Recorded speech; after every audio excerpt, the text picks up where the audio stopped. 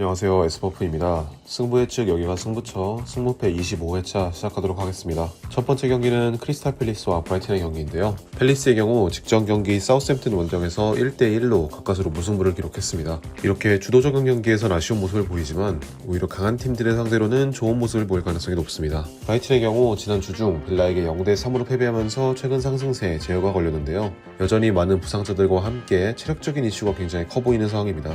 이번 경기는 두 팀 간의 더비 매치입니다. 더비 매치인 만큼 양팀 모두 조심스러운 접근을 가져올 가능성이 높은데 역습이 강한 팰리스가 조금은 우세할 것으로 보이네요. 팰리스의 승리 혹은 무승부를 예상합니다. 두 번째 경기는 입스위치와 울버햄튼의 경기입니다. 입스위치의 경우 주중 본머스를 상대로 2대1 승리를 가져오면서 전력권을 9점 차로 추격 중인 상황입니다. 다만 이번 울버햄튼과의 경기에서 패배한다면 사실상 강등이 확정적인 상황인데요. 조금 더 조심스러운 접근을 가져올 가능성이 높아 보입니다. 울버햄튼의 경우 웨스트햄을 상대로 1대0 승리를 가져오면서 입스위치와의 승점 차이를 유지하는 데 성공했습니다. 여전히 쿠냐가 빠져있는 상황에서 내려앉은 팀을 상대로 강한 모습을 보였는데 이번 경기에서 쿠냐가 돌아올 예정입니다.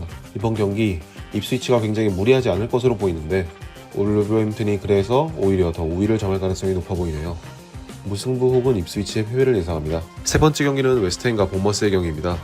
웨스트햄의 경우 지난 울버햄튼전 패배로 3경기 연속 승리를 기록하지 못하고 있습니다. 중원에서의 기동력이 처참하며 득점원이 부족한 상황으로 보여지네요. 본머스의 경우 입스위치에게도 패배를 기록하면서 최근 정말 좋지 못한 분위기를 반등하지 못하는 상황인데요. 때문에 선수단의 분위기 역시도 정말 좋지 않은 상황입니다.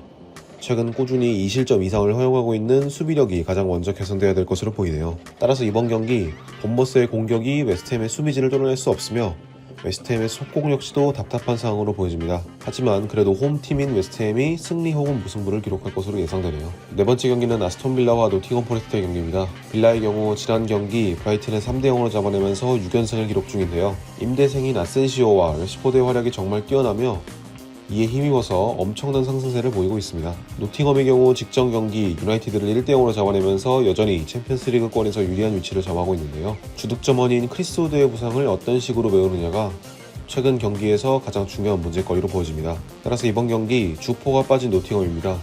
빌라가 최근 기세를 이어나갈 수 있을 것으로 보이네요. 아스톤 빌라의 승리를 예상합니다. 다섯 번째 경기는 마요르카와 셀타의 경기인데요. 마요르카의 경우 지난 경기 발렌시아를 상대로 0대1 아쉬운 패배를 기록했습니다. 해결사인 카일라린과 무리키가 모두 부상으로 빠져있는 상황이기 때문에 안 그래도 좋지 못한 공격력에 더욱 문제가 생긴 상황이네요. 셀타의 경우 라스팔마스를 상대로 무승부를 기록하면서 7경기 무패를 기록 중인데요. 다만 마요르카 원정에서 특히 약한 모습을 보이고 있습니다. 마지막 승리를 기록한 경기가 2004년으로 보여지네요. 하지만 이번 경기 마요르카의 공격력이 굉장히 무딥니다. 셀타가 마요르카의 원정 징크스를 깰 수 있을 것으로 보입니다. 마요르카의 패배를 예상합니다.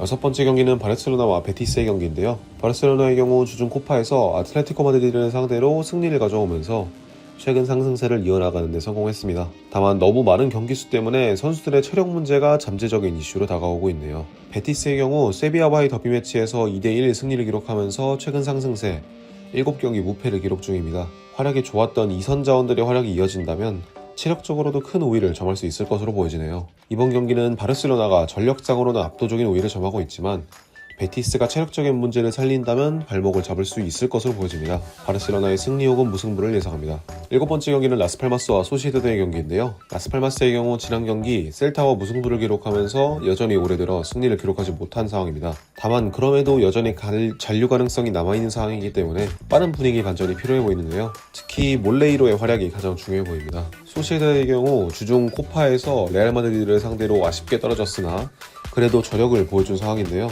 다만 직전 경기에서 부상으로 빠졌던 아게르드의 부상 공백을 메워야 되는 상황으로 보이시네요. 이번 경기 최근 라스팔마스를 상대로 패배하지 않았던 소시에다드가 전력상 우위를 살려서 승리를 가져올 수 있을 것으로 보여집니다. 라스팔마스의 패배를 예상합니다.